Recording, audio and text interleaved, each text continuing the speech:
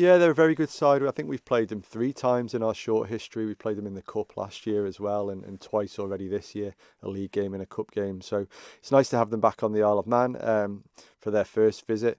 They're a dangerous side going forwards. They've got some really pacey players in wide areas. You know, they're experienced. They like to play football. They like to, well, they certainly have done the last few times we've played against them. And um, dangerous if you give them space and time. And but we've also in the games I've seen that, you know, I've watched both games this season, and we caused them an awful lot of problems as well. You know, they've got some vulnerabilities, they've got some areas that we hopefully can exploit. And the games I've watched, we've not been far away from them. Certainly the scorelines probably haven't represented the closeness of the game, and that's been the case in most of the games we've played this season against the top 6 sides. So, you know, I think we can raise our game against this level of opposition, and I think there's a result there for us if our performance is good, and if we can tighten up some of those things out of possession that we were talking about earlier. Then, you know, I'm expecting a really good game, and I'm expecting us to be pushing AFC Liverpool all the way to the end.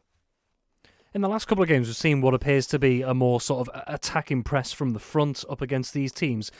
Against a side like AFC Liverpool, who might be a bit more expansive with the way they play and more attacking compared to, say, Litherland last week, who were very disciplined at the back and like to sit deep. Do you think you could cause maybe more problems with the style of play you've been trying to bring into a side that is pushing toward the top of the table?